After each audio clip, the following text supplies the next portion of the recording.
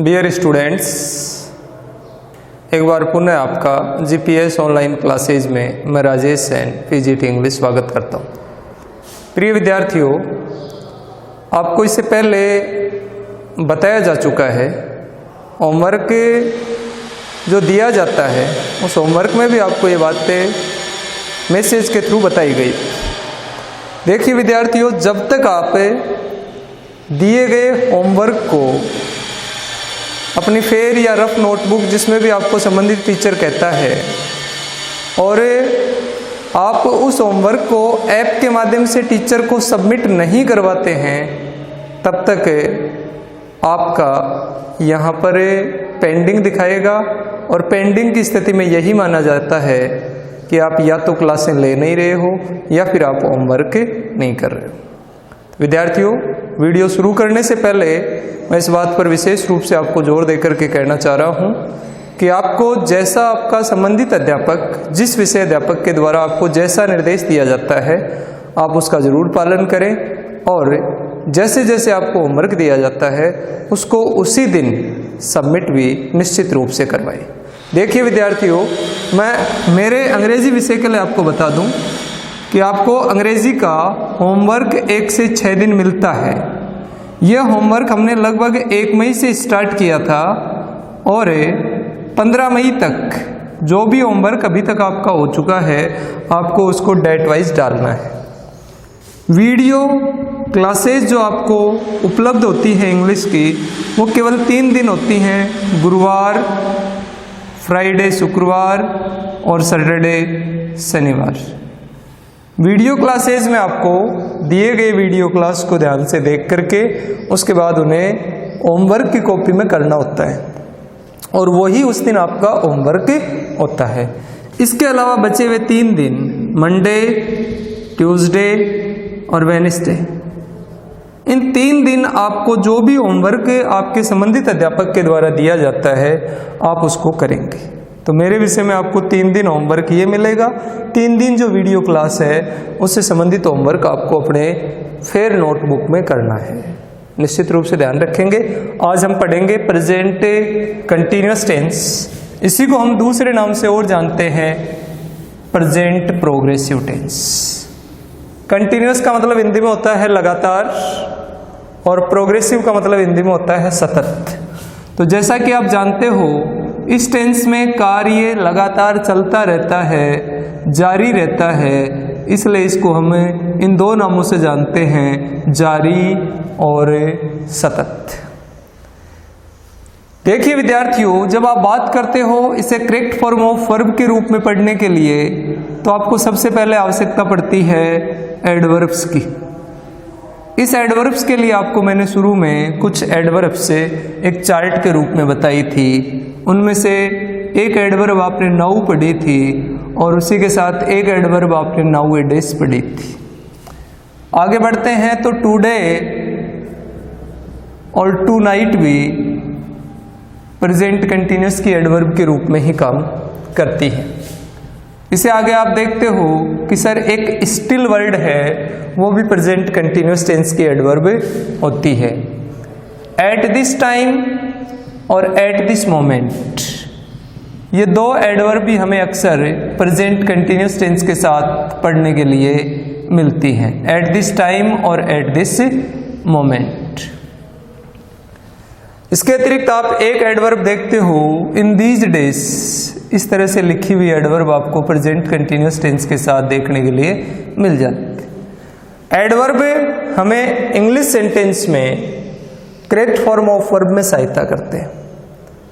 विद्यार्थियों, मैं एक बात यहाँ और स्पष्ट करना चाहूँगा कि आप जैसे कक्षा 9 तक पढ़ करके आते हो कि सर इस टेंस के हिंदी वाक्यों के अंत में रहा, रही, रहे की ध्वनियाँ आती हैं, वो सब चीज़ें मैं यहाँ नहीं लिख रहा हूँ क्योंकि वो हमें हिंदी के सेंटेंस को अंग्रेजी में ट्रांसलेशन करना सिखाती है, जबकि मेरा जो मूल टॉपिक है वो है करेक्ट फॉर्म ऑफ वर्ब। और करेक्ट फॉर्म ऑफ वर्ब के लिए हमें सबसे पहले आवश्यकता पड़ती है एडवर्ब्स की, जो आपको पूर्व में बताई गई थी। एक बार पुनः मैंने बोर्ड पर रिपीट की। करेक्ट फॉर्म ऑफ वर्ब के लिए दूसरी हमें आवश्यकता पड़ती है रूल्स की, नियमों की।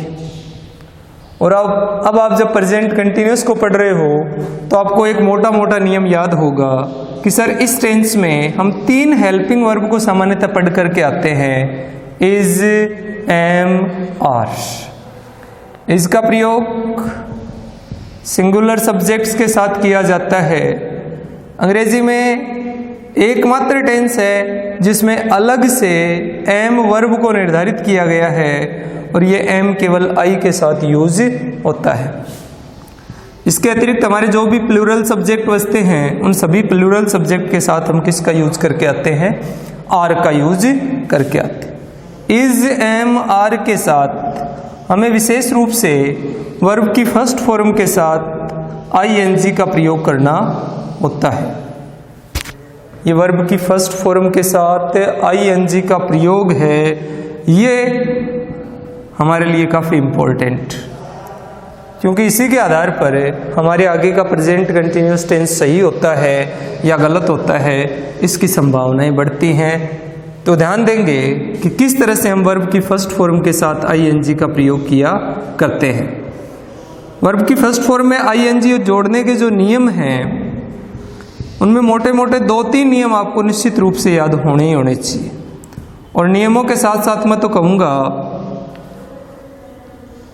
कि उनके अपवाद भी आपको ध्यान होने चाहिए। जैसे नियम नंबर 1 कहता है कि जिस वर्ब का अंतिम अक्षर ई है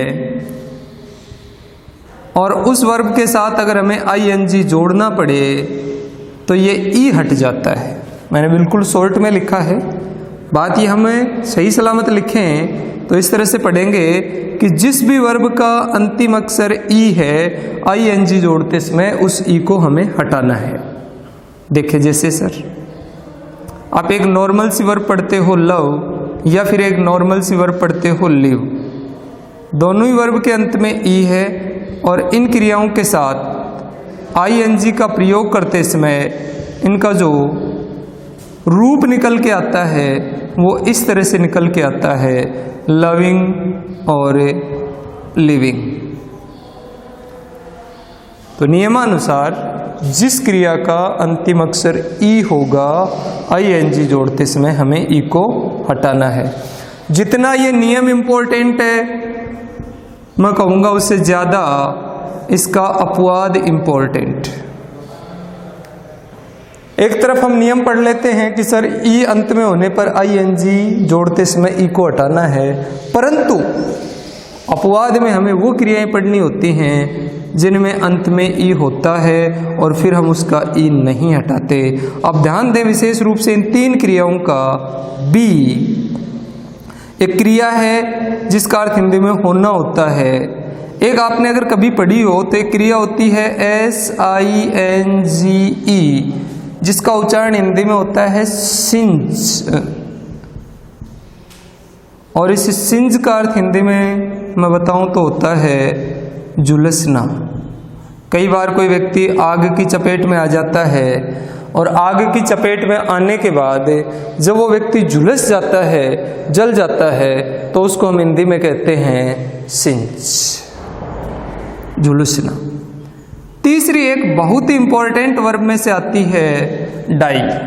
ध्यान देंगे विद्यार्थियों, हमारे इंग्लिश में इसी डाई का एक उच्चारण के स्तर पर दूसरा वर्ड आपको ये भी देखने के लिए मिलता है DIE, और मैंने अभी जो बोर्ड पर लिखा है वो लिखा है DYE।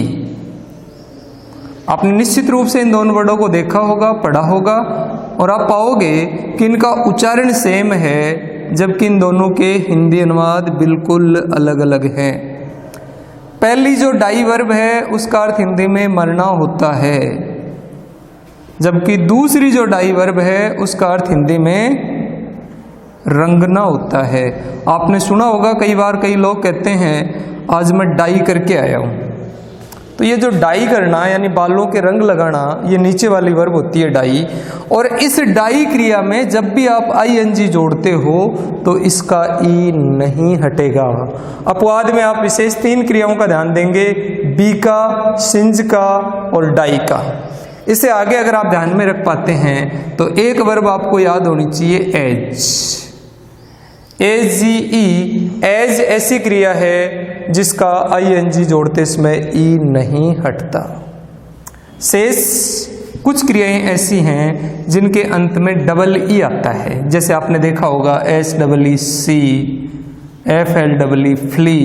इस फ्ली का अर्थ हिंदी में भागना होता है। भागना के स्तर पर यह अंग्रेजी में रन क्रिया का सिमिलर वर्ड होती है। प्रिय विद्यार्थियों, हमने क्लास में पढ़ते हुए आपको ध्यान हो तो देखा था, प्रिय विद्यार्थियों हमने क्लास में पढ़ते हुए आपको ध्यान हो तो देखा था कि मैं कई बार आपको सिमिलर वर्ड्स पढ़ाया करता था। तो ऐसे यहाँ पर हमारी ऑनलाइन क्लासेस में अगर ऐसा कोई सिमिलर वर्ड आपको लिखवाया जाता है या बताया जाता है तो हम जहाँ पर जो लिस्ट बना रहे थे वहाँ ले जाके इसको जोड़ लें। रन का सिमिलर वर्ड फ्ली है, परंतु आप समझेंगे यहाँ पर एक मुख्य बात मैं बताने जा रहा हूँ कि फ्ली क्रिया में ING जोड़ते समय कोई परिवर्तन नहीं होता, जबकि रन क्रिया में ING जोड़ते समय परिवर्तन होता है, जो अभी सेकंड नियम के साथ मैं अभी बताने वाला हूँ। अक्सर हम देखें तो रन और फ्ली दोनों एक दूसरे के सिमिलर वर्ड होते हैं। ध्यान दें, एक बार पुनः रिपीट कर रहा हूं पूरी बातों को। जिन वर्ब के अंतिम अक्षर में ई पाया जाता है, ING जोड़ते समय सामान्य नियम के अनुसार ई को हटा दिया जाता है, परंतु अपवाद स्वरूप बी, सिंज, डाई, एच, सी और फ्ली कुछ ऐसी क्रियाएं हैं जिनमें अंत में सिंगल ई या डबल ई होने के बाद ING जोड़ते समय इन्हें नहीं हटाया जाता। इस डाई और रंगने वाले डाई, इन दोनों की बात अभी मैं कुछ देर बाद आपके साथ फिर साझा करने वाला हूं, तब तक आप सेकंड नियम को देखिए। हमारे ING जोड़ने का सेकंड नियम क्या कहता है, देखिए। नियम के अनुसार जिन क्रियाओं का अंतिम अक्षर एक कॉन्सोनेंट हो, मैं एक कॉन्सोनेंट की बात कर रहा हूं, एक कॉन्सोनेंट हो और उससे पहले एक ही वोवल साउंड हो। ये कॉन्सोनेंट और वोवल आपके पहले से पढ़े हुए हैं। वोवल हम हिंदी में स्वर को कहते हैं और कॉन्सोनेंट व्यंजन को कहते हैं। नियमानुसार जिन क्रियाओं का अंतिम अक्षर एक कॉन्सोनेंट होता है और उस कॉन्सोनेंट से पहले एक वोवल साउंड होती है, तो ING जोड़ते समय ये अंतिम कॉन्सोनेंट डबल हो जाता है, ये अंतिम व्यंजन डबल हो जाता है। काफी इंपॉर्टेंट नियम में से है ये भी। जैसे मैं अभी बात कर रहा था यहाँ पर रन क्रिया की, अगर रन क्रिया के साथ ING जोड़ने की बारी आती है तो आप पाओगे कि सर रन क्रिया में एन डबल हो जाता है, और ये जो एन डबल होता है वो इसी नियम के अनुसार होता है। ऐसे आप और कई क्रियाएं देख सकते हैं।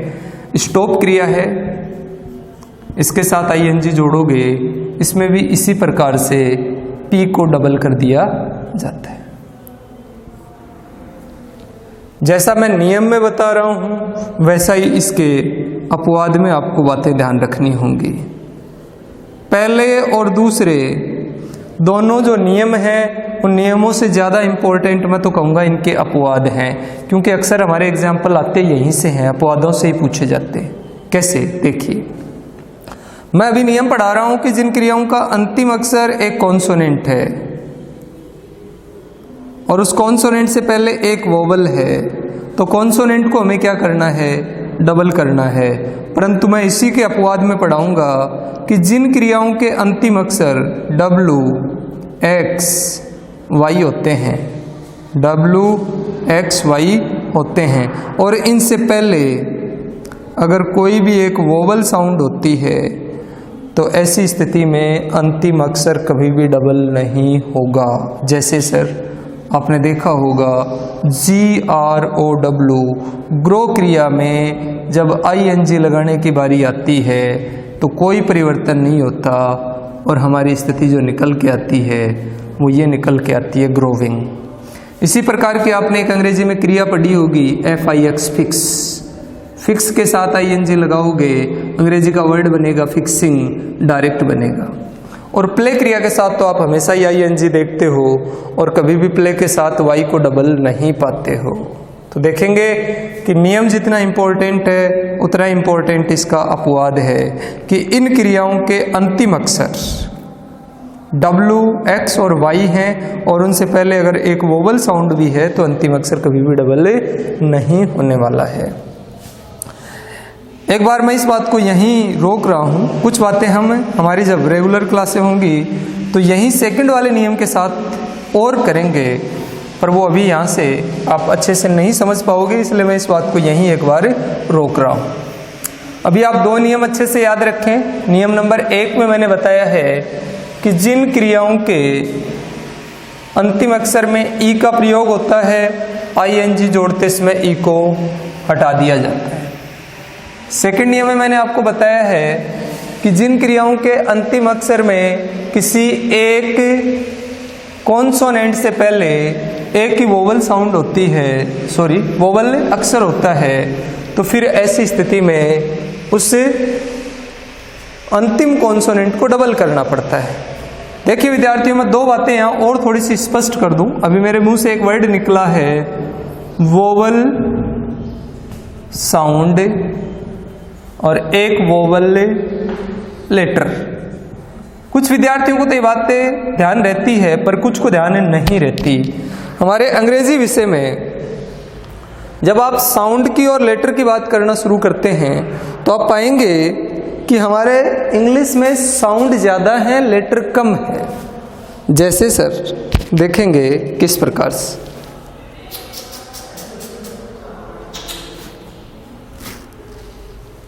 देखिए लेटर 5 हैं केवल, ए, ई, आई, ओ, यू, जबकि आप पाओगे कि इंग्लिश में साउंड कुल 20 होती हैं। ये साउंड अलग चीज है, लेटर अलग चीज है। हमें ध्यान किसको रखना है? अभी लेटर को ध्यान रखना है। अगर किसी भी कॉन्सोनेंट से पहले, एक कॉन्सोनेंट से पहले, सिंगल कॉन्सोनेंट की बात कर रहा हूं, एक कॉन्सोनेंट से पहले अगर एक ही वोवल लेटर आता है तो ये अंतिम कॉन्सोनेंट डबल हो जाता है सेकंड नियम के अनुसार। परंतु यही बात W, X और Y के साथ नहीं चलेगी। W, X और Y को हम कभी भी डबल नहीं करने वाले। इसके आगे आप देखोगे थर्ड नियम क्या कहता है। नियम थर्ड के अनुसार जिन क्रियाओं के एक वोवल लेटर के बाद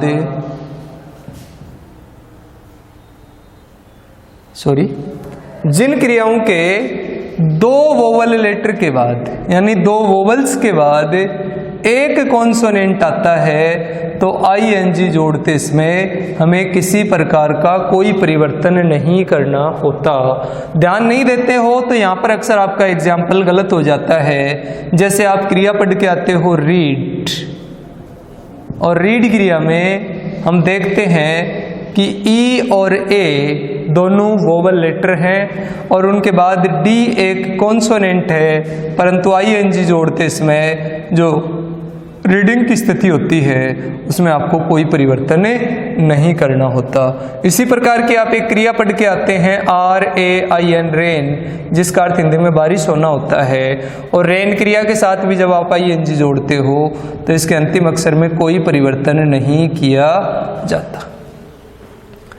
तो ध्यान देंगे कि जहां पर एक कॉन्सोनेंट के बाद, एक कॉन्सोनेंट से पहले दो वोवल्स हैं तो वहां पर आईएनजी जोड़ते इसमें कोई परिवर्तन नहीं होता। यह हमारा तीसरा नियम होता है।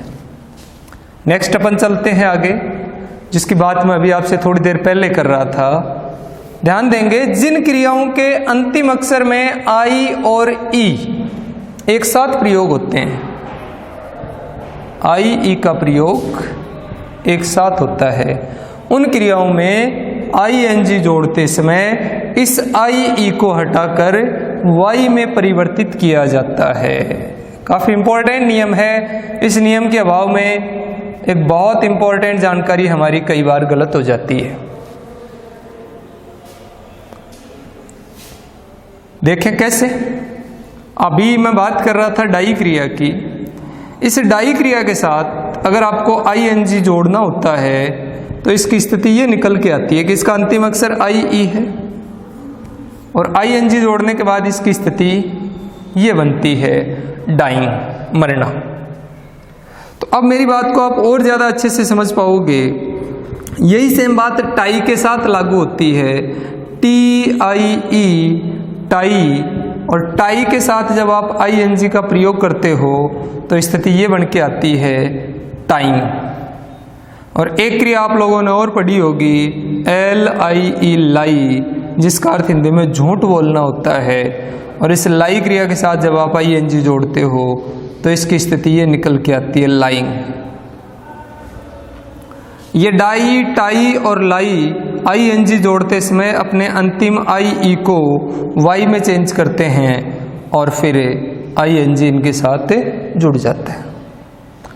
अभी मैंने बात की थी आपको शुरुआत का पहला नियम जब पढ़ा रहा था उसके साथ, कि हमारे इंग्लिश में एक डाई और है, DYE, डाई, जिसका अर्थ हिंदी में रंगना है। और हम यहाँ क्या पढ़ रहे थे कि इस डाई क्रिया को हमने अपवाद वाली क्रियाओं में रख रखा है। क्यों रख रखा है? क्योंकि इस डाई क्रिया में ING जोड़ते समय ई हटता नहीं। अगर आप यहाँ इस डाई क्रिया का ई हटा देते हो और ये डाइंग बना देते हो DYING, तो फिर मरने के डाई में और रंगने के डाई में कोई फर्क ही नहीं रहेगा। तो ये फर्क बरकरार रहे, बना रहे, इसके लिए आप इनका प्रयोग जब करते हैं तो इस ING में ई को नहीं हटाते और इसकी सिचुएशन ये बनाते। तो विद्यार्थी देखिए, अभी मैंने टोटल 4 नियम आपको बताए हैं। नेक्स्ट वीडियो में हम अगली बात आपसे और करेंगे इसी नियमों के साथ में, पर आप इस डाई को और इस डाई को ध्यान से देखें और समझें कि एक में IE को हटा करके Y करना है, जबकि एक में आपको E को नहीं हटाना है। धन्यवाद।